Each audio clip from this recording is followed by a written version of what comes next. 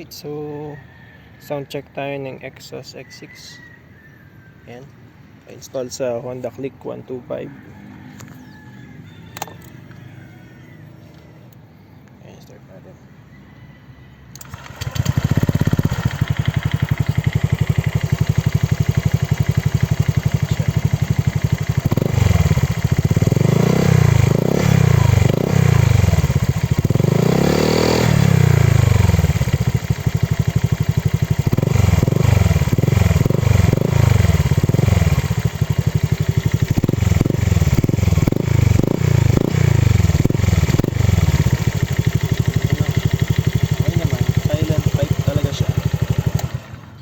Siya ganun kaingay, kaya gustong gusto ko siya.